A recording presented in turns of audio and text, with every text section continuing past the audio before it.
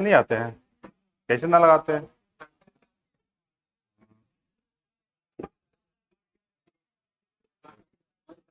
देखो sir, hero बन के आता है, ये लास्ट वाला ठंडा मारेगा, फैन उन लगा के रखो।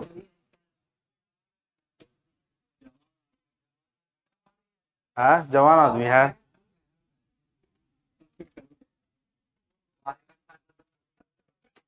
जवान आदमी है, लगन आ रहा है।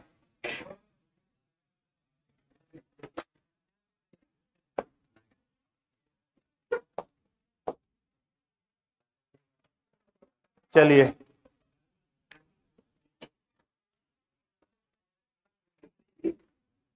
क्या बता रहे थे? ब्लड।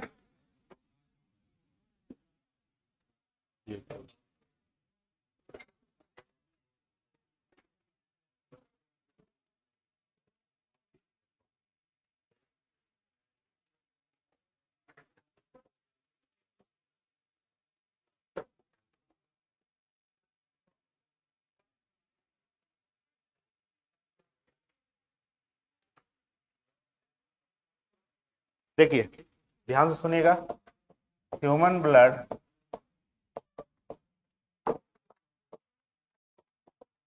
बता रहे थे क्या? मानव रक्त।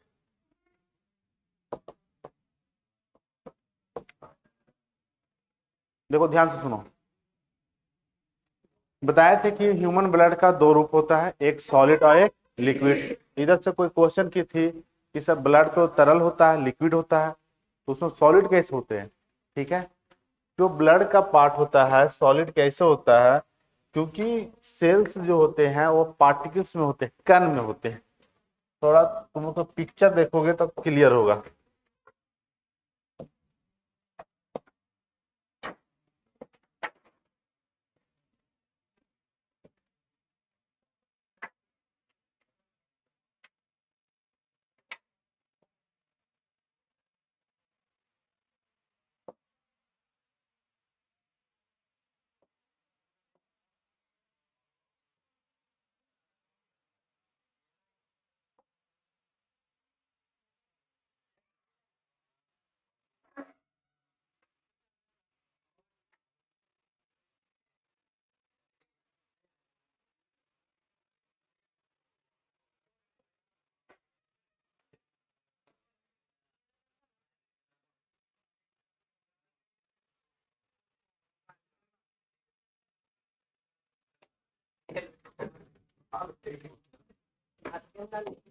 छोड़ो, कनेक्ट नहीं हो, आवाज नहीं।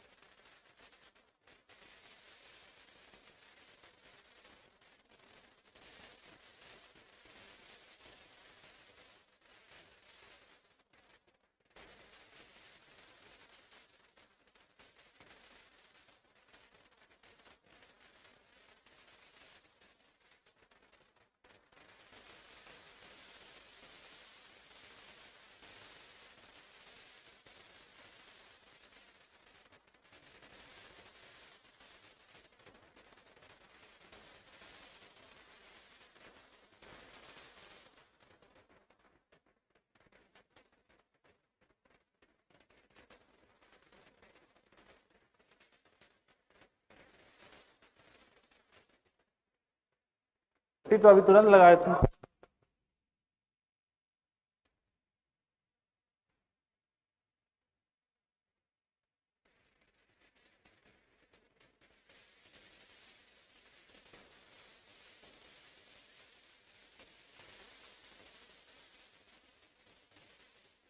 इसको लगा दीजिए।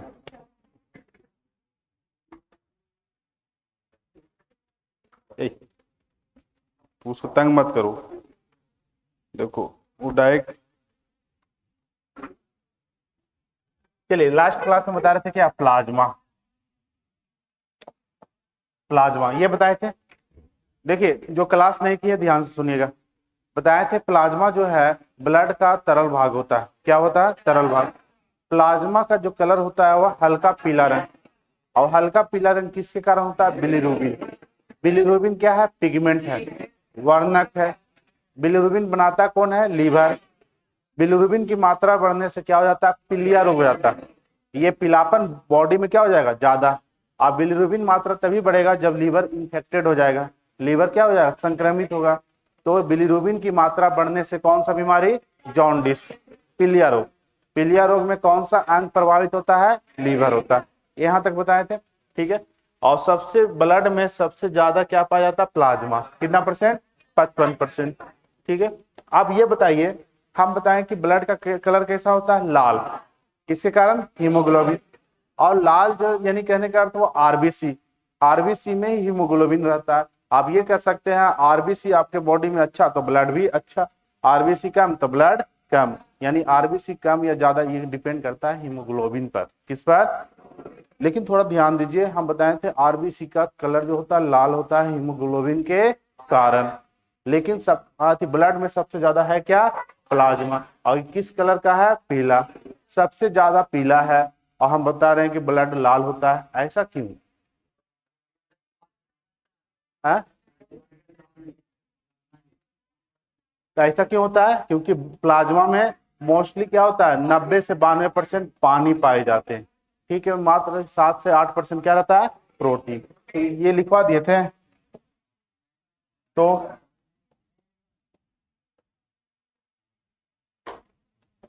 लिखेगा कंपोजिशन ऑफ प्लाज्मा, हिंदी में लिखेगा प्लाज्मा, प्लाज्मा का संगठन। हाँ, नेक्स्ट पॉइंट में लिखेगा प्लाज्मा, प्लाज्मा का संगठन। मेन इसमें जो जो संगठन का काम हुआ है वही प्लाज्मा का काम होगा। प्लाज्मा वही वर्क करेगा जो उसका कंपोजिशन वर्क करता है। आपको ये समझना है कि प्लाज्मा है तो प्लाज्मा में क्या क्या पाए जाते हैं। ठीक है, जो प्लाज्मा का काम है वह इसका कंपोजिशन का काम रहेगा। सबसे महत्वपूर्ण ये क्वेश्चन पूछा जाता है कि प्लाज्मा में कितना परसेंट पानी रहता है? वाटर कितना परसेंट पाया जाता है? पानी लगभग 90%, 90 से 92% क्या रहता है? पानी रहता है। इतना परसेंट पानी सिर्फ प्लाज्मा में पाए जाते हैं। और कुछ मात्रा में मिनरल्स पाए जाते हैं। मिनरल समझते हो क्या? खनिज। क्या? खनिज। और कुछ मात्रा में ग्लूकोज रहता है। ग्लूकोज यानी कहने का अर्थ क्या हुआ? शर्करा। और ये टोटल जो है वह मात्र 1 से 2%, 1 से 2% मात्र रहता है खनिज। प्लाज्मा में खनिज पाए जाते हैं कितना? 1 से 2%। अब सबसे महत्वपूर्ण है कि प्लाज्मा का मेन फंक्शन होता है, डिपेंड करता है प्रोटीन पर। जो प्रोटीन का काम है वही प्लाज्मा का काम होगा। आपको यह समझना है कि प्लाज्मा में कितना प्रोटीन पाए जाते हैं। प्रोटीन आप निकाल लीजिए कितना प्रोटीन होगा। अगर 90 और 91 ले लेते हैं तो 9 हो जाएगा, 92 ले लेते हैं कितना? 8 हो जाएगा। तो प्रोटीन लगभग 7 से 8%। आप ये एवरेज ले सकते हैं। प्रोटीन ऑन एवरेज कितने परसेंट? 8%। अब ये 7 से 8% प्रोटीन कौन कौन पाया जाता है इसको समझना है। ठीक है, ये जितना प्रोटीन है सबको याद करना है, और मेन प्रोटीन का फंक्शन क्या है ये भी याद करना है। तो थोड़ा देखिएगा बोर्ड पर, उसके बाद लिखिएगा, लिखने का टाइम देंगे। ये प्रोटीन कौन कौन सा है? ठीक है, पहला प्रोटीन जो होता है वह ग्लोबुलिन। ग्लोबुलिन ये नाम है तो आप हिंदी में ग्लो ग्लोबुलिन, ये एक प्रोटीन है, ठीक है। दूसरा प्रोटीन होता है एल्बुमिन, एल्बुमिन, हिंदी में भी एल्बुमिन। तीसरा प्रोटीन जो प्लाज्मा का सबसे मेन प्रोटीन कहलाता है, ठीक है, और इसे बोलते हैं फाइब्रिनोजन। ये वनडे एग्जाम में बहुत बार पूछा हुआ क्वेश्चन है, फाइब्रिनोजन। ये फाइब्रिनोजन होता क्या है, इसका काम क्या है? तो सब प्लाज्मा का सबसे मेन प्रोटीन क्या है? फाइब्रिनोजन, इसको हिंदी में फाइब्रिनोजन, ठीक है। टोटल 6 प्रकार के प्रोटीन पाए जाते हैं और इसको 6 को 6 याद करना है, क्या फंक्शन है ये भी याद करना है। फाइब्रिनोजन के बाद आप याद रखिएगा फाइब्रिन, फाइब्रिन, ठीक है। और पांचवा होता है एक प्रोथ्रोम्बिन। ये आपको एक केमिकल रिएक्शन पढ़ना है, उसी में ये सब दोबारा आएगा, आज आप सिर्फ नाम याद रखिएगा, प्रोथ्रोम्बिन। और एक लास्ट प्रोटीन होता है जिसे हम बोलते हैं थ्रोम्बिन। क्या बोलते हैं? थ्रोम्बिन। ये 6 के 6 प्रोटीन आपको याद हो जाना चाहिए आज ही, ठीक है, थ्रोम्बिन, ठीक है। तो प्लाज्मा में कितने परसेंट प्रोटीन? 7 से 8%। और टोटल कितने प्रोटीन पाए जाते हैं? 6। कितने प्रोटीन? 6।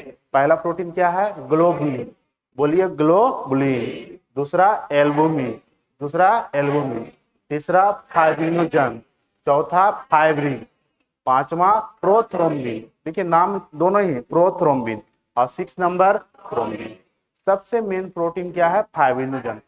आपका जो ब्लड का जो क्लॉट होता है, रक्त का थक्का जमता है, ये फाइब्रिनोजन प्रोटीन के कारण। तो आप ये क्वेश्चन कई बार पूछा हुआ कि किस प्रोटीन के कारण रक्त का थक्का जमता है, तो सिर्फ आपका फाइब्रिनोजन ऑप्शन रहेगा तभी मारिएगा, नहीं। रक्त का थक्का जमने में आपका 4 प्रोटीन काम करता है, और ये 4 प्रोटीन ये है, फाइब्रिनोजन, फाइब्रिन, प्रोथ्रोम्बिन, थ्रोम्बिन, ठीक है। ये चारों प्रोटीन रक्त का थक्का जमने में मदद करता है। ये डायरेक्ट फाइब्रिनोजन नहीं बनता है, फाइब्रिनोजन बनने के बाद ये क्या? फाइब्रिन के फॉर्म में रहता है। फाइब्रिन मान लो क्या हो सकते हो? मोनोमर, और बहुत सा फाइब्रिन आपस में जुटेगा तो क्या बनेगा? फाइब्रिनोजन। तो ये केमिकल रिएक्शन के तहत समझ में आएगा। अगर क्वेश्चन आ जाए कि रक्त का थक्का जमने में कौन सा प्रोटीन मदद करता है, तो पहला ऑप्शन ये देखना है, फाइब्रिनोजन। ये नहीं रहेगा तो ये तीनों में से कोई ना कोई रहेगा। फाइब्रिनोजन, जनरली फाइब्रिनोजन के साथ कभी कभी थ्रोम्बिन दिया रहता है। क्या दिया रहता है? थ्रोम्बिन, या फाइब्रिन या प्रोथ्रोम्बिन। हमारा प्लाज्मा में प्रोथ्रोम्बिन सबसे पहले पाया जाता है।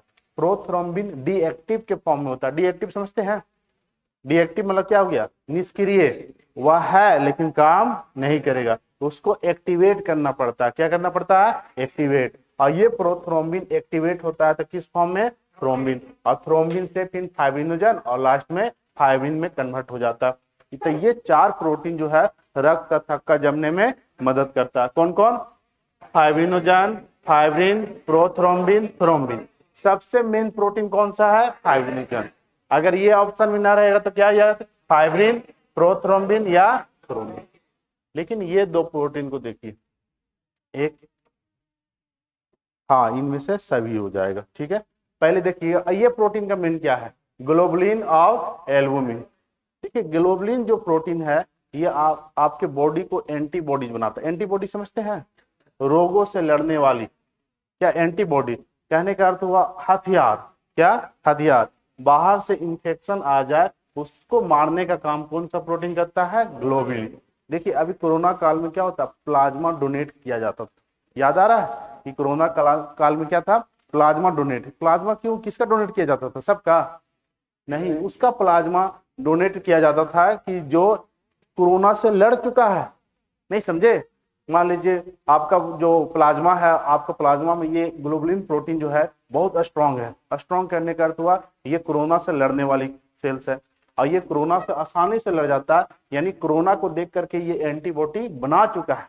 ये मतलब बंदूक गोली गोली लेकर के तैयार है कि ये अगर कोरोना आएगा हम उसको अटैक कर लेंगे। उसको ये पहचान लिया, इसका वो एंटीबॉडी स्ट्रांग है, तो कभी भी कोरोना आएगा ये अटैक कर देता था। तो जिसका प्लाज्मा में ये प्रोटीन एंटीबॉडी अच्छा तरीका से बना दे रहा है, प्रतिरोगों से लड़ने वाली सेल को अच्छा तरह बना दे रहा है, तो उसका प्लाज्मा बहुत अच्छा है। यानी कहने का अर्थ हुआ इसका एंटीबॉडी सही है, उसको आसानी से कोई बीमारी नहीं होगा।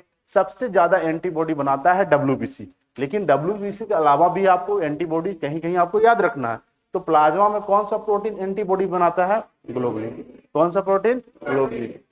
इसीलिए जिसका जो व्यक्ति कोरोना से लड़ गया था, यानी कहने का अर्थ कोरोना को क्या हरा दिया था, उसका प्लाज्मा लिया जाता था कि आप प्लाज्मा डोनेट कीजिए। दिल्ली में तो केजरीवाल प्लाज्मा डोनेट कैंप भी लगाए थे। अलग बात है कि लार्ज स्केल पर सक्सेस नहीं हो पाए, लेकिन ग्लोबुलिन जो है तो ये एंटीबॉडीज बनाने का काम करता है। एंटीबॉडीज कहने का अर्थ हुआ प्रतिरोगों से, यानी प्रतिरक्षित तंत्र, क्या बोलेंगे? प्रतिरक्षित रोगों से लड़ने वाली कोशिका या रोगों से लड़ने वाली प्रोटीन। कौन सा? ग्लोबुलिन। ये सब का काम क्या है? रक्त का थक्का जमाना। अब क्या बचा? एल्बुमिन। एल्बुमिन के काम है आपके बॉडी में जो खनिज प्लाज्मा में कितना परसेंट आयन? 1 से 2%। और इस आयन को बैलेंस करने का काम किसका है? एल्बुमिन। इसको हम बोलते हैं ऑस्मो रेगुलेशन, प्रासरण। क्या बोला जाता है? प्रासरण। तो प्लाज्मा में कौन सा प्रोटीन प्रासरण का काम करता है? ऑस्मो रेगुलेशन का काम करता है। प्रासरण का अर्थ ये समझिएगा कि हमारे प्लाज्मा में आयन को बैलेंस बना के रखता है, संतुलन बना के रखता है। ना आयन ज्यादा होना चाहिए और ना ही कम। तो इसको संतुलन बनाने का काम किसका है? एल्बुमिन का। तो ये 6 का 6 प्रोटीन का फंक्शन समझ में आ गया। ठीक है। फाइब्रिनोजन, फाइब्रिन, प्रोथ्रोम्बिन, थ्रोम्बिन, इसका क्या काम है? रक्त का थक्का जमने में मदद करना। आप ये बताइए, रक्त का थक्का जमेगा इनसाइड की आउटसाइड? इनसाइड। इनसाइड जमेगा तो जिंदा रहोगे जी। अरे बॉडी के अंदर अगर जम जाएगा ब्लड तो जिंदा रहोगे। तो इनसाइड कैसे? आउटसाइड। जैसे आउटसाइड का, जैसे आप जा रहे हैं, देखिए जैसे ये है और ये दोनों लड़ गया, क्या हो गया? एक फैट ये देता है, ये एक फैट देता। तो ये फैट कहाँ पड़ता है? मुंह पर। तो ये जो है, इसमें आगे पढ़िएगा, जो नाक का ब्लड वेसल्स होता है बहुत पतला होता है। एक मुक्का में ब्लड वेसल्स फट जाती है, ब्लड क्या होता है? बाहर, एकदम छर छर बाहर आने लगेगा। तो थोड़ा दोनों, आज जैसे ब्लड बाहर आएगा तो ठीक है। तो अब देखिएगा कुछ समय के बाद इसका ब्लड क्लॉटिंग टाइम होता है 4 से 5। ऐसे 3 से 4 मिनट में ब्लड क्या हो जाएगा? क्लॉट कर जाएगा।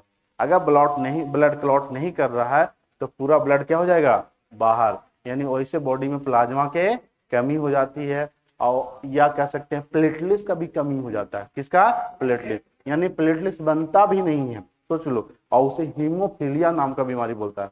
क्या बोला जाता है? हीमोफीलिया। और हीमोफीलिया एक ऐसा बीमारी है कि वैसे व्यक्ति में बिंबाणु प्लेटलेट्स कभी बनेगा ही नहीं। अब प्लेटलेट्स नहीं बनेगा तो रक्त का थक्का नहीं होगा, हल्का भी चोट लगेगा पूरा ब्लड बाहर। तो ऐसे पेशेंट जो होते हैं वो हमेशा एक डॉक्टर साथ में रखते हैं। ठीक है। हमेशा जब चोट लग जाएगा तो हॉस्पिटल ले जाने का भी टाइम, हॉस्पिटल ले जाने में कितना लगेगा? 20 मिनट 30 मिनट, तब तक पूरा ब्लड बाहर। ब्लड है कितना है? 4 से 5 लीटर है। एक मुक्का में तो 500 ml निकल जाता है, सोच रहे हो। तो ब्लड का क्लॉटिंग कौन कौन कराता है? Fibrinogen, fibrin, prothrombin, thrombin.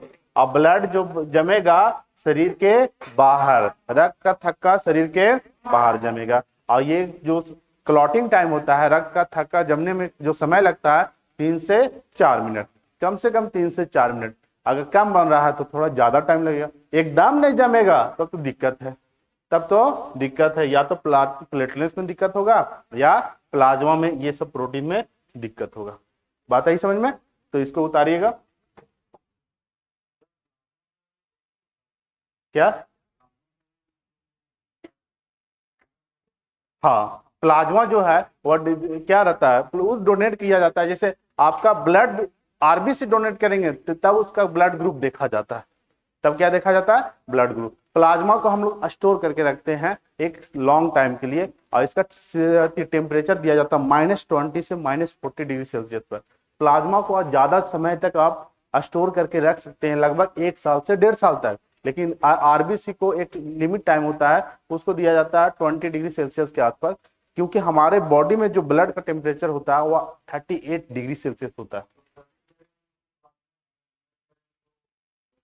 वो तो नहीं, ऐसा नहीं सेट किया जाता, उसका देखा जाता है कि ये क्लॉट करेगा कि नहीं करेगा, उसका ब्लड ग्रुप भी देखा जाता है, ठीक है, कि वह मैच, सारा चीज मैच होने के बाद डोनेट किया जाता है, ठीक है। और वैसे जैसे इसमें किया जाता है कि प्लाज्मा जो है इसका मेन ब्लड का भाग तो है, लेकिन क्या ये आरबी के साथ, आरबीसी जो इसके ब्लड ग्रुप में है उसके साथ जो सर्वाइव हो रहा है अदर के साथ हो पाएगा कि नहीं हो पाएगा, तो सारा टेस्ट किया जाता है, तब आसानी से डोनेट करते हैं।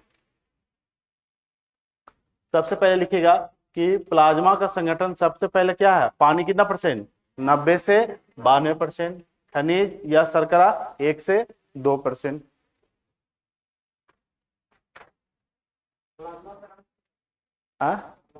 कल नहीं आए थे?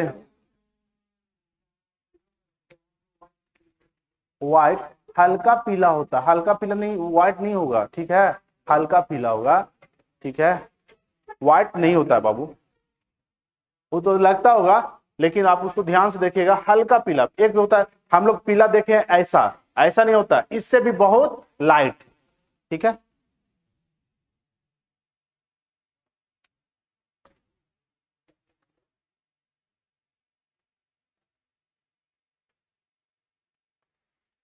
प्लाज्मा डोनेट करने के लिए ब्लड को लिया जाता है, ब्लड में से प्लाज्मा निकाला जाता है, फिर ब्लड को आपके बॉडी में, तो इसका प्रोसेस तो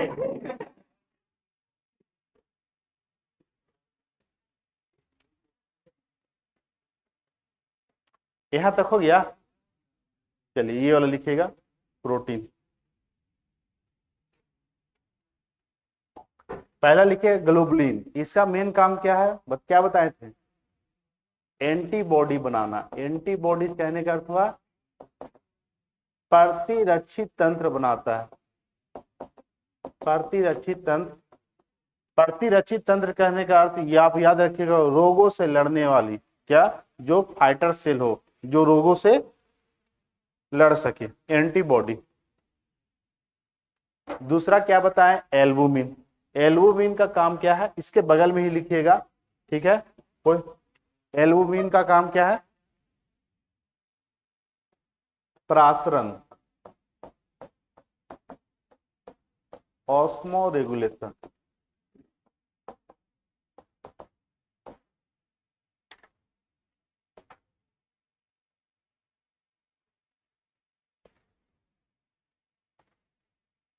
प्रासरण का अर्थ होता है आयनों का संतुलन बनाए रखना।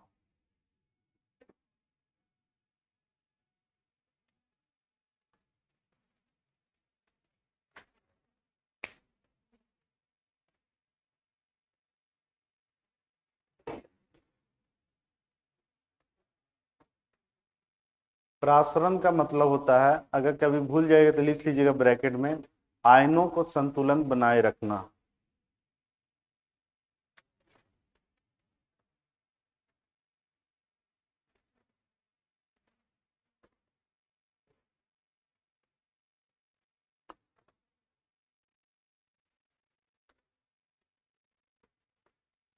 आयंस को क्या, बैलेंस बनाए रखना, संतुलन बनाए रखना।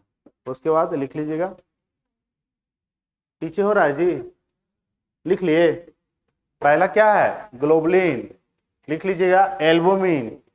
तीसरा नंबर पर फाइब्रिनोजन, फाइब्रिन, प्रोथ्रोम्बिन और थ्रोम्बिन।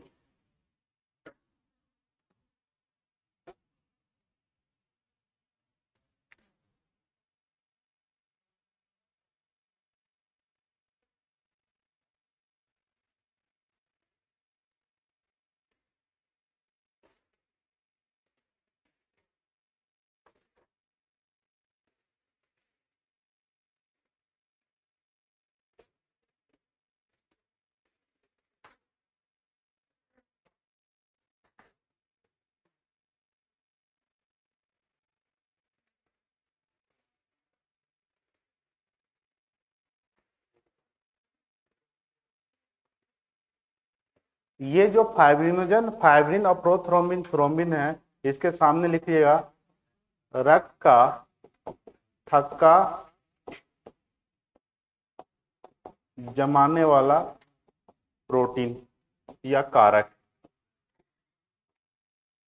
रक्त का थक्का जमाने वाला कारक, यानी ब्लड क्लॉटिंग फैक्टर।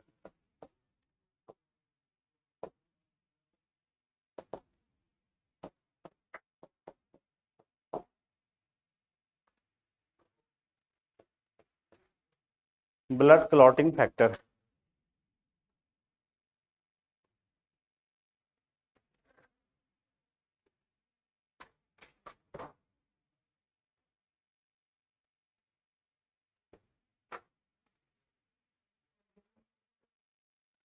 देखिए पहला क्या बताए, ग्लोबुलिन। देखिए ध्यान से सुनिएगा, जो नहीं लिखे हैं दोबारा लिखिएगा। ग्लोबुलिन का क्या काम है, एंटीबॉडीज बनाना। एंटीबॉडीज कहने का तो वो हथियार बना के रखना, कि अगर कभी भी फ्यूचर में पार्टिकल्स आया उस पर क्या कर दिया, अटैक कर दिया, मार दिया। यानी रोगों से लड़ने वाली प्रोटीन कौन सा, ग्लोबुलिन। एल्बुमिन का क्या काम है, ऑस्मो रेगुलेशन कहने का तो आयनों का बैलेंस बना के रखना, आयनों को संतुलन बनाए रखना। तो आयनों का संतुलन प्लाज्मा में कौन सा प्रोटीन बनाता है, एल्बुमिन। कौन सा प्रोटीन, एल्बुमिन। और ये जो चार प्रोटीन है, फाइब्रिनोजन, फाइब्रिन, प्रोथ्रोम्बिन, थ्रोम्बिन, ये रक्त का थक्का जमने वाला फैक्टर है। रक्त का थक्का जमने वाला फैक्टर है, यानी रक्त का थक्का जमने वाला प्रोटीन है।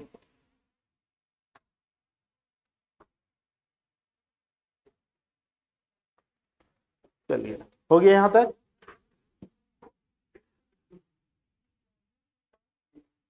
क्या, हाँ, ये प्लाज्मा में पाए जाते। जो प्रोटीन का काम है वही प्लाज्मा का काम है। अगर प्रोटीन काम करना बंद कर दे, प्रोटीन कम जाए, तो प्लाज्मा भी कोई काम के नहीं है। पानी तो आपके बॉडी में 68 से 70% पाए जाते हैं, ठीक है। तो मेन क्या काम करेगा, यही प्रोटीन। मान लो आपका बॉडी में फाइब्रिनोजन नहीं बन रहा है, तो क्या हो सकता है,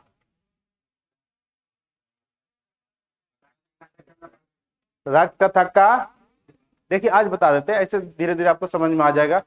रक्त का थक्का जमने में केवल प्रोटीन का काम नहीं रहता है, ठीक है। पहला कि रक्त का थक्का जम रहा है तो उसमें प्रोटीन का भी भागीदारी होती है। पहला, रक्त का थक्का जम रहा है तो प्रोटीन होना जरूरी है। कैसा प्रोटीन, प्लाज्मा का, फाइब्रिनोजन, पहला। दूसरा, अगर कैल्शियम आयन सही मात्रा में है फिर भी रक्त का थक्का जमेगा। अगर कैल्शियम आयन कमी हो जाए तो रक्त का थक्का नहीं जमेगा। तीसरा, विटामिन के की कमी हो जाए तो रक्त का थक्का नहीं जमेगा। तो कितना बताएं, तीन, प्रोटीन, विटामिन और कैल्शियम आयन। तो तीन चीज रक्त का थक्का जमने में मदद करता है। और चौथा, बिंबाणु, प्लेटलेट्स। ये चार चीज रहेगा तो रक्त का थक्का सही से जमेगा। चारों में किसी एक का कमी हो जाए, कभी कभी क्वेश्चन देखते हैं किस विटामिन के कमी के कारण रक्त का थक्का नहीं जमता है, विटामिन के। विटामिन के, कभी क्वेश्चन आ जाएगा ब्लड का कौन सा सेल है जो रक्त का थक्का जमने में मदद करता है, बिंबाणु, प्लेटलेट्स। क्या हो जाएगा, प्लेटलेट्स। दूसरा क्वेश्चन, तीसरा क्वेश्चन एक ही है, आंसर क्या होगा, चेंज। तीसरा है कि रक्त का थक्का जमने में कौन सा विटामिन सहायक होता है, विटामिन के। और चौथा, कौन सा प्रोटीन जो है रक्त का थक्का जमने में मदद करता है, फाइब्रिनोजन। फाइब्रिनोजन न रहेगा तो ये तीनों याद रखिएगा। आप समझ में आया कि क्वेश्चन एक लेकिन इसका आंसर चार। अब आपके पास ऑप्शन में क्या है ये आप देखिए। कभी कभी आपका विटामिन दिया रहेगा, कभी आपका प्रोटीन दिया रहेगा, कभी आपका आयन दिया रहेगा। पिछले वाले क्वेश्चन में आयन दे दिया गया था कि कौन सा आयन की कमी से रक्त का थक्का नहीं जमता, ऑप्शन में इस तरह से। इसको क्या बोलेंगे, कैल्शियम आयन। इसको क्या बोलेंगे, कैल्शियम। ये सिर्फ कैल्शियम है और ये क्या है, कैल्शियम आयन। इस पर क्या है, चार। तो इसको हम कैल्शियम आयन पढ़ेंगे। तो ऑप्शन में आपका यही था, ठीक है। अगर ऑप्शन में ये और ये दोनों रहे तो कैल्शियम आयन, क्योंकि आयन के फॉर्म में होता है। इसमें कोई पूछना है, आगे बढ़े, ठीक है। याद हो गया, बताइए, ऐसे तो याद हो। अब बोलिए, 6 प्रोटीन का नाम बताइए, पहला, दूसरा, दो चार याद है, बाकी लोग तो चुप है कि चलो दो तीन बोल ही रहे थे, हम काहे बोले, ठीक है। आवाज तो जा ही रहा होगा। याद हुआ, पहला क्या था, globulin, albumin, fibrinogen, fibrin, prothrombin, thrombin. हो गया। ग्लोबुलिन का क्या काम है, एंटीबॉडी बनाना। एल्बुमिन का आयनों को बैलेंस। आप बाकी चार प्रोटीन का रक्त का थक्का जमने में मदद। चलो इतना समझ में आ गया। नेक्स्ट पॉइंट दीजिएगा, आरबीसी।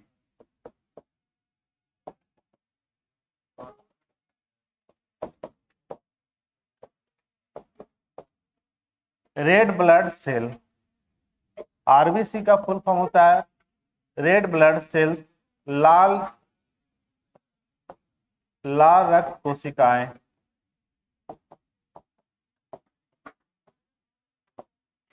लाल रक्त कोशिकाएं आरबीसी।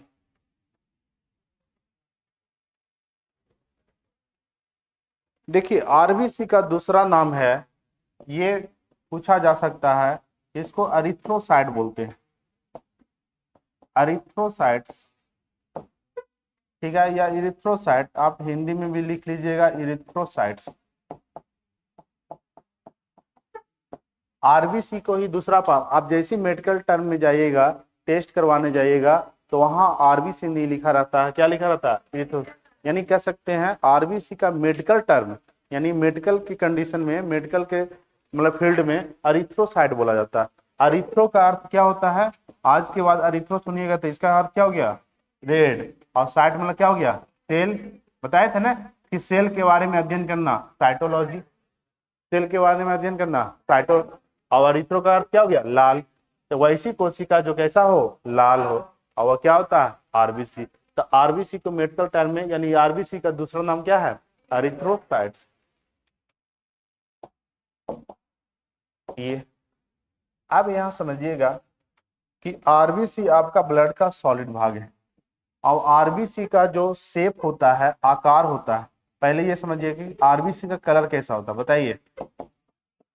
आरबीसी का कलर लाल है, लाल होने के कारण क्या है, हीमोग्लोबिन। अब समझिए यहां से आरबीसी ही ब्लड है। अब आपको दिमाग में आना चाहिए ब्लड कुछ नहीं है, क्या है, आरबीसी। आरबीसी आपके बॉडी में ठीक ठाक था, ब्लड भी सही, और ये आरबीसी ही डिफरेंट होता है मेल और फीमेल में, बाकी जितना भी क्वांटिटी है सब बराबर होता है। डब्ल्यूबीसी मेल और फीमेल में बराबर, प्लेटलेट्स भी मेल और फीमेल में बराबर, लेकिन डिफरेंट कहाँ हो जाता है, आरबीसी। आरबीसी जो होता है वह लाल होता है, किसके कारण, हीमोग्लोबिन के कारण। तो हीमोग्लोबिन कहाँ पाए जाते हैं, बताइए, आरबीसी। कहाँ पाए जाते हैं, आरबीसी। तो आरबीसी ज्यादा तो ब्लड, आरबीसी कम ब्लड, आरबीसी बोलो, हीमोग्लोबिन बोलो, ब्लड बोलो, ठीक है। इसको मतलब सेंस एक है, बोलने का तरीका अलग अलग।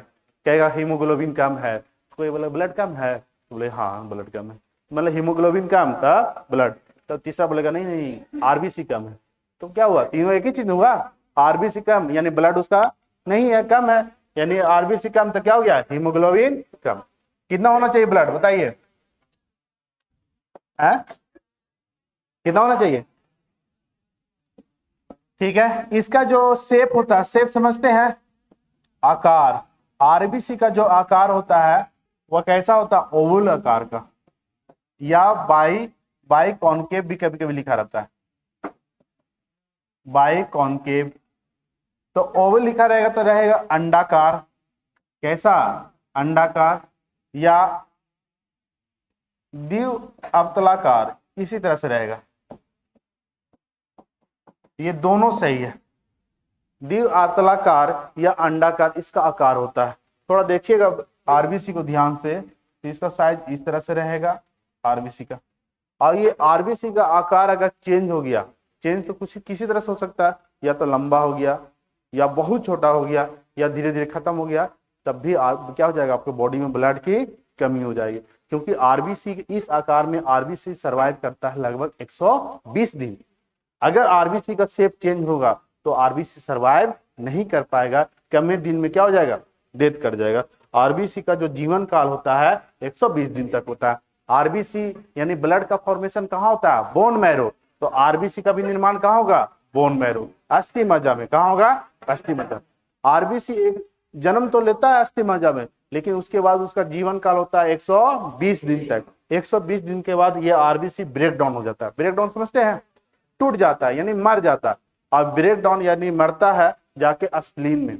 सबसे ज्यादा क्वांटिटी में आरबीसी जो ब्रेक डाउन होता है, स्प्लीन मतलब प्लिया, स्प्लीन मतलब क्या, प्लिया, एक थैली होती है इस तरह से, इसे बोलते हैं स्प्लीन, यही जाके आरबीसी क्या हो जाएगा, ब्रेक डाउन हो जाएगा, ठीक है, प्लिया। और कुछ मात्रा में लीवर में होता है, बहुत कम मात्रा में लीवर में। तो क्वेश्चन आता है कि आरबीसी का ब्रेक डाउन कहाँ होता है, प्लिया में, और जहां मरता है उसे हम क्या बोलते हैं, कब्रिस्तान। तो आरबीसी का कब्रिस्तान, आरबीसी का कब्रिस्तान क्या हो जाएगा, प्लिया।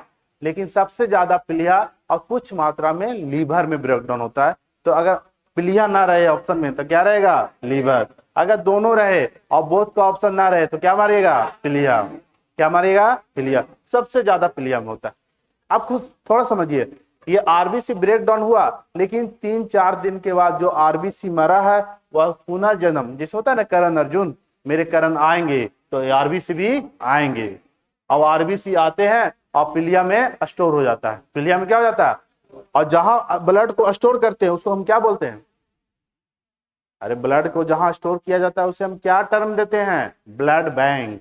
क्या बोलते हैं, तो आरबीसी का ब्लड बैंक कहां है, आरबीसी का ब्लड बैंक कब्रिस्तान, पुनर्जन्म और जन्म।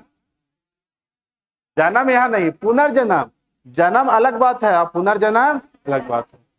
बोलेगा पुनर्जन्म कहाँ, आप लोग रटले हैं अस्थि मजा अस्थि मजा, तो यहाँ पर मजा ना हो गया, ठीक है, मजा ना हो जाएगा। तो यहाँ पर अगर पुनर्निर्माण पूछा जाए तो प्लिया, और निर्माण पूछा जाए अस्थि मज्जा। तो दोनों में टर्म में अंतर है। बोन मैरो में जन्म हुआ और करण अर्जुन कहाँ आया, प्लिया। तो यहां से क्या बताएं कि आरबीसी का full form red blood sales. अब देखिए कभी कभी सेल्स ना दे करके आपके ऑप्शन में कॉर्पस दे दिया जाएगा,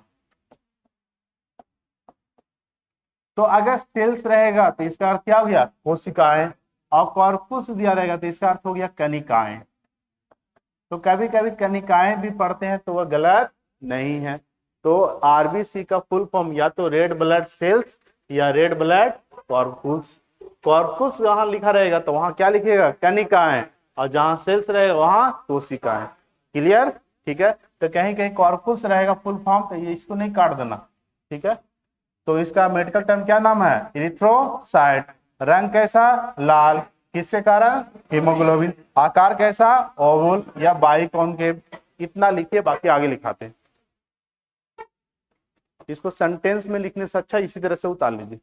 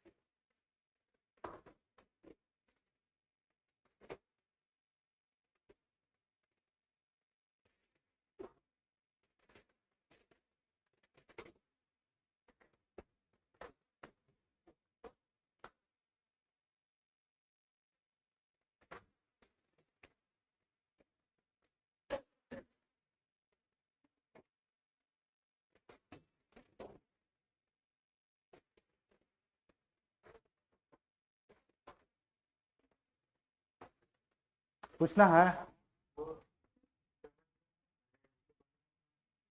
हीमोग्लोबिन कल नहीं आए थे। हीमोग्लोबिन, हीमोग्लोबिन क्या है, पिगमेंट है। क्या है, पिगमेंट। हीमो में कौन सा यौगिक पाए जाते हैं, आयरन। कौन सा यौगिक, आयरन, ठीक है। और प्रोटीन, ग्लोबिन। क्या, बाइकॉन्केव, द्वि अवतलाकार।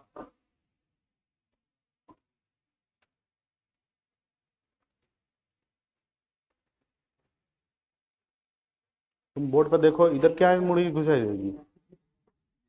सीधा बैठो, स्ट्रेट।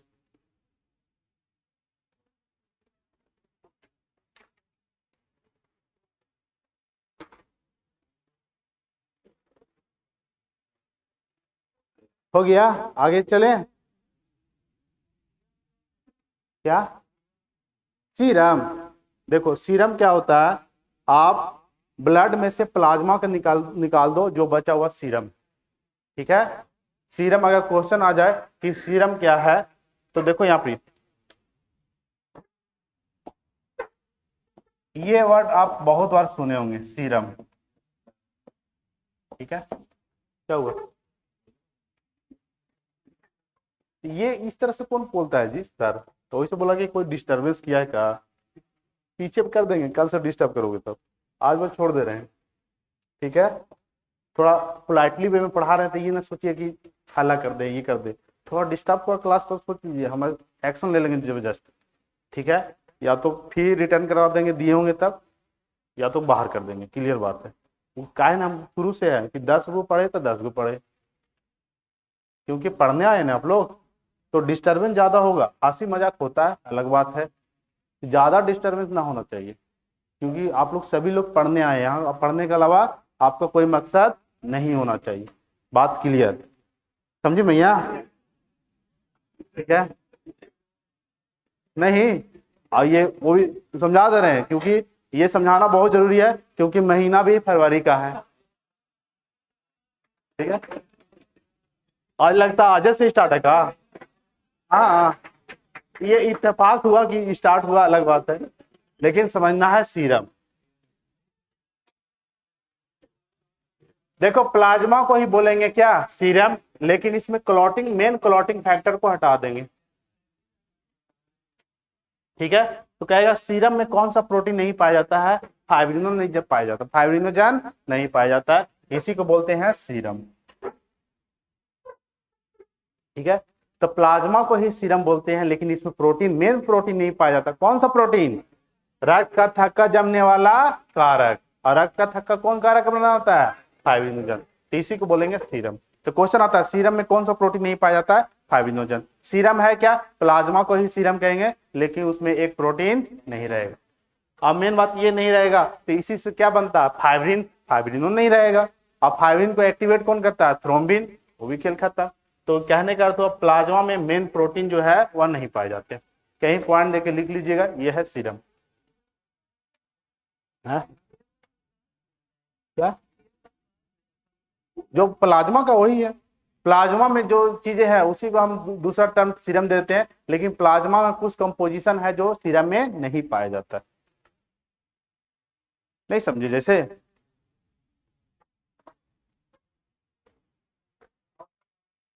क्या?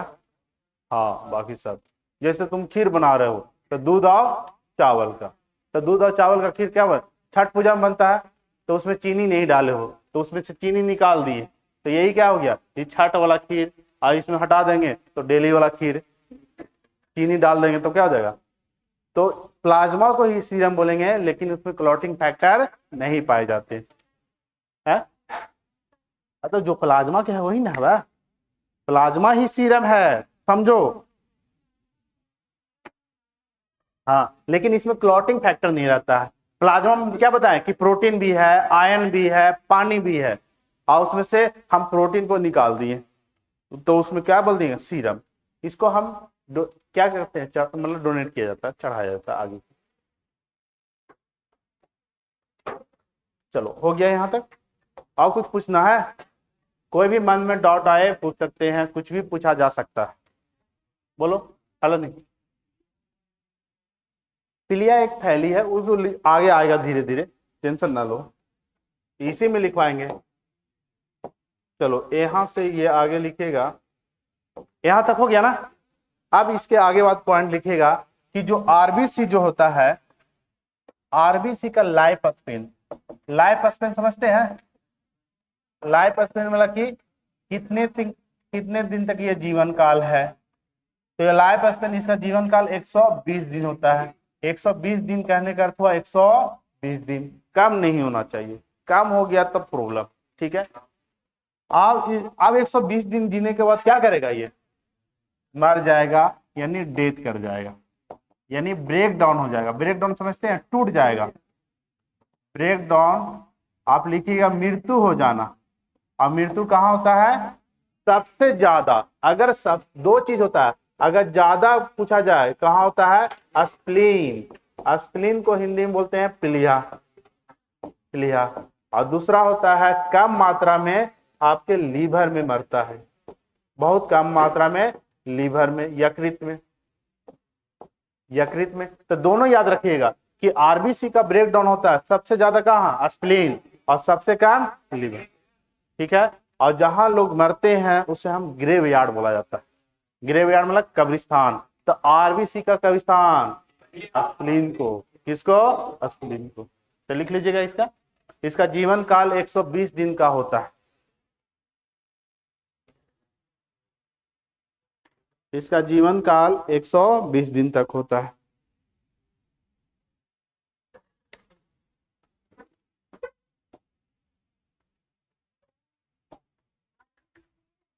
हाँ, पार्ट क्या, यहाँ ग्रेनुल्स कहेंगे, कण।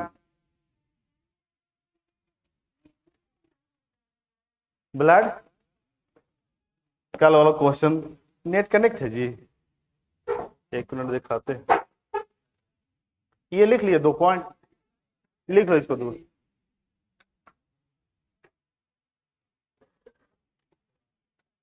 पानी लिक्विड है, पानी में पार्टिकल्स पाए जाते हैं कि नहीं, कणस पाए जाते हैं। और वह कण क्या लिक्विड है, नहीं, क्या है, सॉलिड है। नहीं तो वो सेल हम क्या बोल देंगे, सभी को सेल बोल देंगे, नहीं। जो पानी में मॉलिक्यूल है उसे हम एटम बोलते हैं, परमाणु।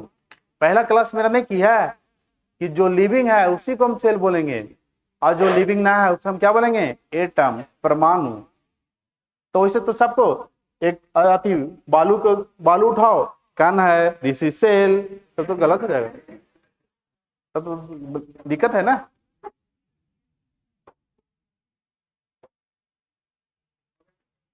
हम बताए थे स्टार्टिंग में, ब्लड क्या है, एक प्रकार का उत्तक है। कैसा उत्तक, संयोजी उत्तक। क्यों बोले, क्योंकि यह कोशिका को कनेक्ट किया, बहुत सा कोशिका को। जैसे आरबीबी सेल है, डब्ल्यूबीसी सेल है, प्लेटलेट्स भी क्या है, सेल है। तो क्या हुआ, कोशिका का समूह बना, और कोशिका के समूह को क्या बोलेंगे, उत्तक। और ये तीनों कोशिका आपस में क्या हो रहा है, जुड़ रहा है, तो इसे बोलते हैं संयोजी उत्तक। चलिए नेक्स्ट पॉइंट में लिखिएगा, इसका ब्रेक डाउन तो हो गया, कहां ब्रेक डाउन हुआ, स्प्लीन और लीवर। तो आरबीसी का कब्रिस्तान लिख लीजिएगा, आरबीसी का कब्रिस्तान graveyard, graveyard of RBC. RBC का कब्रिस्तान किसको बोला जाता है, स्प्लीन को, सबसे ज्यादा इसी को बोला जाएगा, स्प्लीन को। स्प्लीन यानी प्लीहा।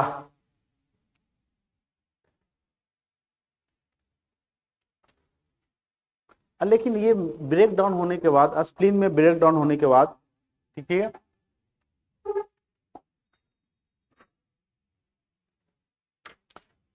यहां समझिएगा, स्प्लीन में ब्रेक डाउन होने के बाद स्प्लीन में ही कुछ समय के बाद पुनर्जन्म ले लेता। पुनर्जन्म कहने का तो रीजनरेशन हो गया, ठीक है। तो यहां तक लिख रहे होंगे, तो नेक्स्ट पॉइंट में लिखिएगा आरबीसी का पुनर्जन्म, आरबीसी का नेक्स्ट पॉइंट में लिखिएगा आरबीसी का पुनर्जन्म, रीजनरेशन ऑफ आरबीसी, आरबीसी का पुनर्जन्म कहां होता है, स्प्लीन में। स्प्लीन में ही कुछ दिन के बाद जन्म ले लेता है, और स्प्लीन में रीजनरेशन होने के बाद स्प्लीन में ही क्या हो जाएगा, स्टोर हो जाएगा, स्टोर। और जहां ब्लड स्टोर रहता है उसे हम क्या बोलते हैं, ब्लड बैंक। तो आरबीसी का ब्लड बैंक भी किसको बोलते हैं, स्प्लीन।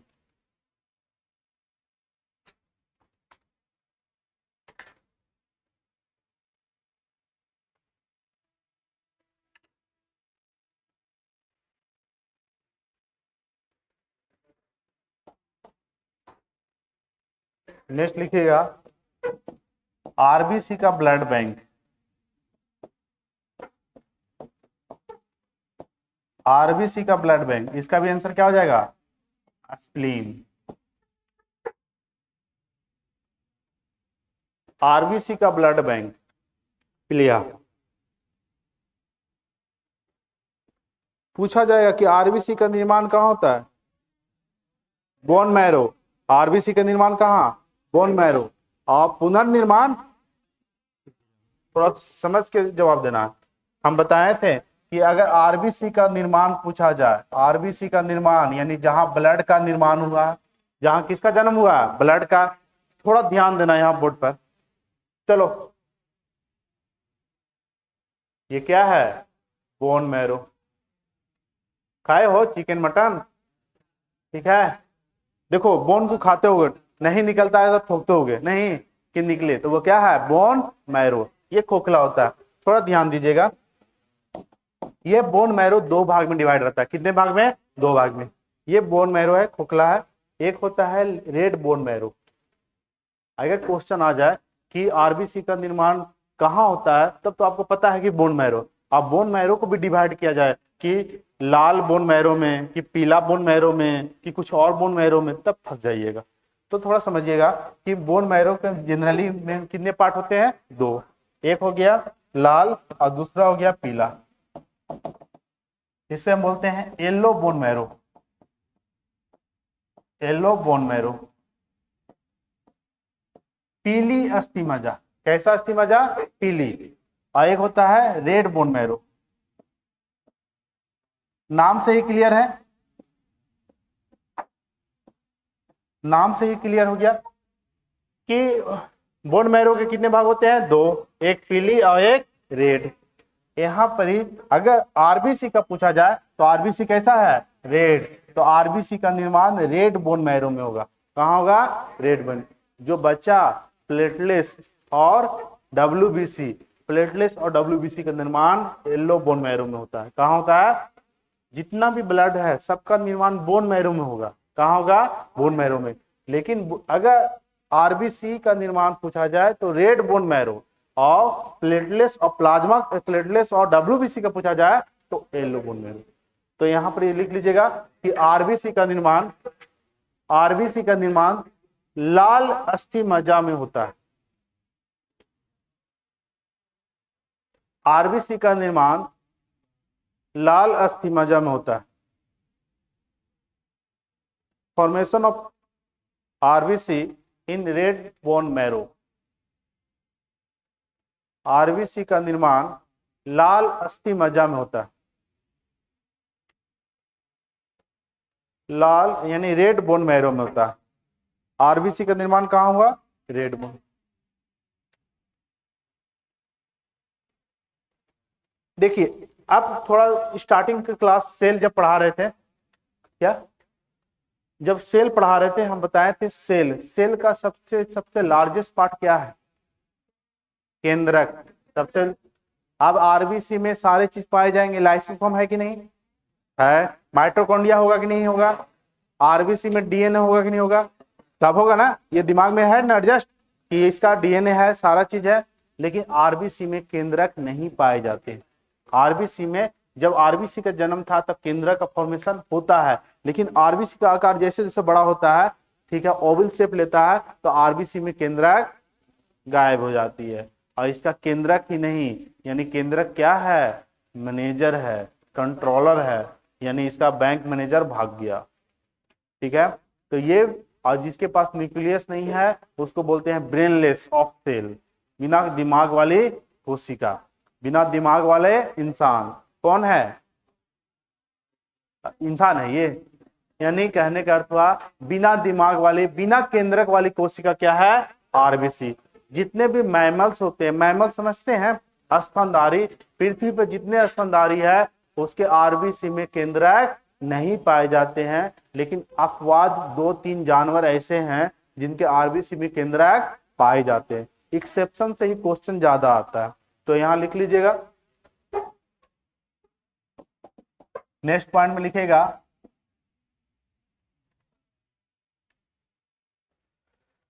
स्तनधारियों के आरबीसी में, स्तनधारियों के आरबीसी में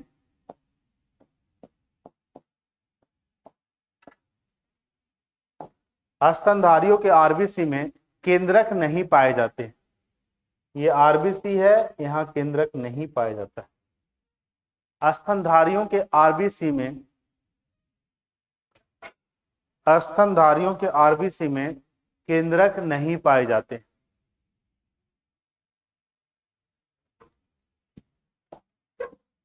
आरबीसी है, केंद्रक होना चाहिए, लेकिन इसमें केंद्रक नहीं है। सेल है तो केंद्रक इसमें नहीं है।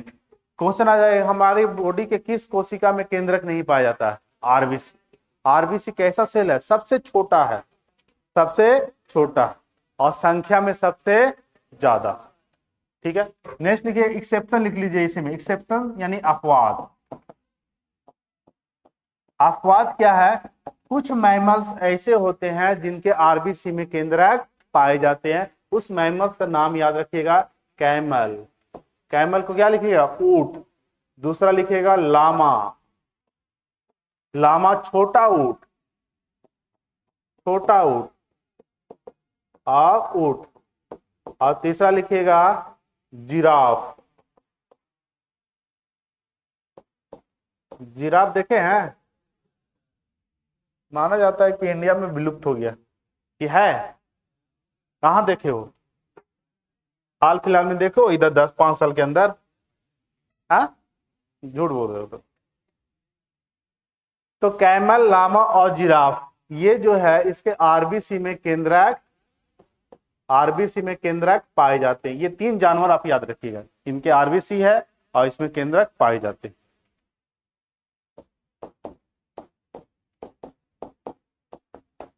किस स्तनधारी प्राणी में आरबीसी में केंद्रक पाया जाता है?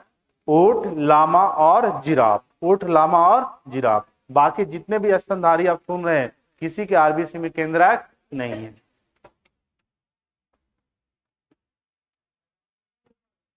क्या? नवजात शिशु में आरबीसी, देखो नवजात शिशु में आरबीसी तो रहेगा, लेकिन यहाँ ये क्वेश्चन बनता है कि नवजात शिशु में आरबीसी बनेगा कहां?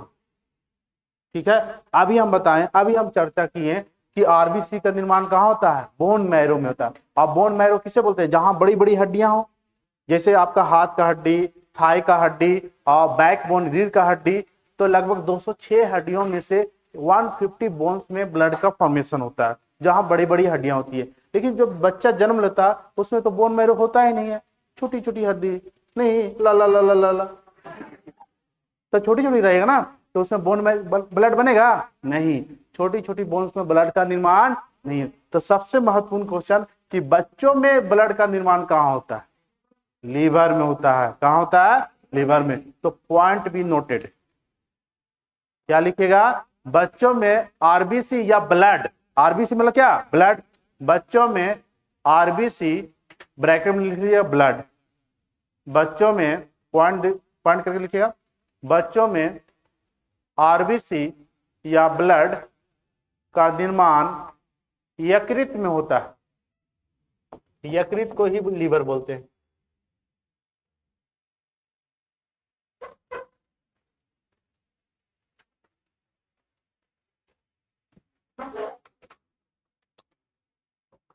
बच्चों में आरबीसी या ब्लड का निर्माण कहाँ होता है?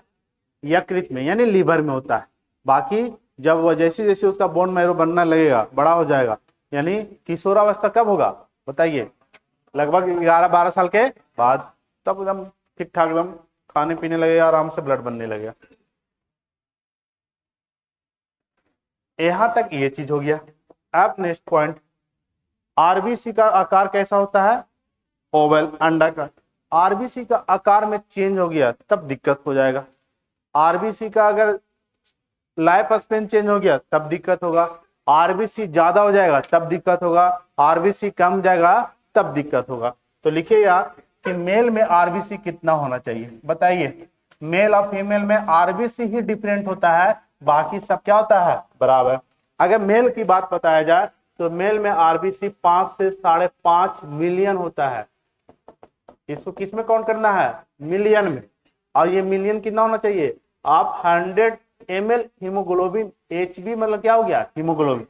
अगर ब्लड क्या 100 ml हीमोग्लोबिन को आप हीमोसाइटोमीटर पर रखते हैं तो उसमें आरबीसी का मात्रा क्वांटिटी कितना होना चाहिए? 5 से 5.5 मिलियन।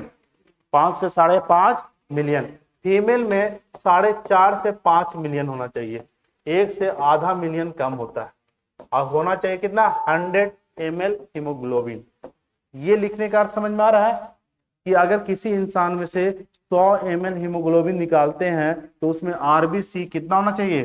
4.5 से 5 मिलियन। एक स्वस्थ महिला का, किसका? महिला का।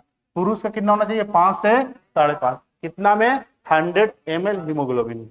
तो अगर आप आरबीसी चेक करवाने जाएगा तो डॉक्टर 100 ml निकाल लेगा, ठीक है? तो कहेगा कि यार ज्यादा निकाल लो, जमा करेगा का? ठीक है, जमा नहीं करता, टेस्ट करता है। हीमोग्लोबिन मतलब ये टेस्ट है, ये बंद करने का हुआ। अगर 100 ml हीमोग्लोबिन महिला में से निकाल रहे हैं तो उसमें आरबीसी कितना होना चाहिए? 4.5 से 5 मिलियन। अगर पुरुष में से निकाल रहे हैं तो 5 से 5.5। ये तो टेस्ट करने के लिए हम लेते हैं, इसका मेजरमेंट 100 ml पर लिया जाता है। ये जो डाटा है, ये जो डाटा दिया हुआ कितना ml पर है? 100 ml पर। इसी पर मेजरमेंट करते हैं।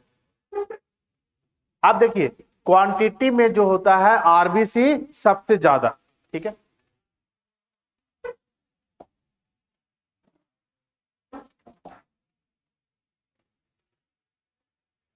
देखिए यहाँ पे ब्लड में क्वांटिटी समझते हैं? क्वांटिटी मतलब मात्रा, यानी संख्या कह सकते हैं, मात्रा लिख दो, मात्रा। तो ब्लड में सबसे ज्यादा, ब्लड में कौन सा कोशिका सबसे ज्यादा होता है? तो सबसे ज्यादा होता है आरबीसी, और उसके बाद होता है प्लेटलेट्स। क्या होगा? प्लेटलेट्स। और सबसे कम होता है डब्ल्यूबीसी। यहां लिख देते हैं, आगे समझ में आएगा। आरबीसी को हम लोग मेजर करते हैं मिलियन में। किस में? मिलियन में। बिंबाणु को करते हैं लाख में। लाख, ये लाख होना चाहिए। और ये होना चाहिए 1000 में, 1000 में। तो ये मात्रा होना चाहिए। हमारे ब्लड में कौन सा कोशिका सबसे ज्यादा है? आरबीसी, और सबसे कम डब्ल्यूबीसी, ठीक है? लेकिन अगर हम आकार पूछते थे, आकार मतलब क्या? शेप, इसका, ठीक? ये क्वांटिटी हो गया, ये क्या हो गया? शेप। आकार में सबसे बड़ा डब्ल्यूबीसी, सबसे बड़ा डब्ल्यूबीसी, उसके बाद प्लेटलेट्स, और सबसे छोटा आरबीसी। इसको ठीक उलट देना। क्वेश्चन आ जाएगा कि रक्त में, ब्लड में सबसे बड़ा कौन सा कोशिका है? डब्ल्यूबीसी। और सबसे कम कौन सा है? डब्ल्यूबीसी। कम मतलब बहुत संख्या में बताना है, और छोटा पूछे जाएंगे तब बोले आरबीसी। हम यहाँ कम बोले हैं, छोटा नहीं बोले हैं। नहीं आया? एकदम समझ में नहीं आई ये चीज। अगर क्वेश्चन पूछा जाएगा क्वांटिटी, मात्रा, संख्या, आप लोग कितने हैं? 100 हैं, 200 हैं, 300 हैं, तो आप लोग जैसे हैं 500, तो ये क्या हो गया? संख्या। और 500 में सबसे छोटा कौन है? तो सबसे छोटा आगे बैठा हुआ है, और सबसे बड़ा कोई ना कोई होगा। समझ में आ गया? तो यहाँ पर क्वांटिटी मतलब क्या? संख्या। और शेप मतलब क्या? आकार, बड़ा की छोटा। तो बड़ा कौन है? डब्ल्यूबीसी। और सबसे कम कौन सा है? डब्ल्यूबीसी। देखो समझो, कम डब्ल्यूबीसी और बड़ा डब्ल्यूबीसी। कम पूछा जाएगा तो संख्या देखना है, और बड़ा और छोटा पूछा जाएगा तो आकार देखना है। क्या देखना है? आप समझ में आया? तो बस इसको उतार के आज लोग छोड़ दीजिए, ये अभी कंप्लीट नहीं हुआ है आरबीसी। आरबीसी अभी और चलेगा।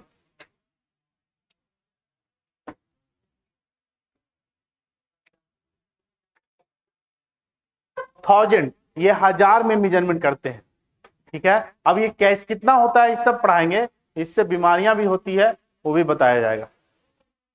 चलिए आज इतना ही रहने देते हैं। कल आइए और कोशिश कीजिएगा 1-2 बार पढ़ा, खुद से पढ़ के आइएगा।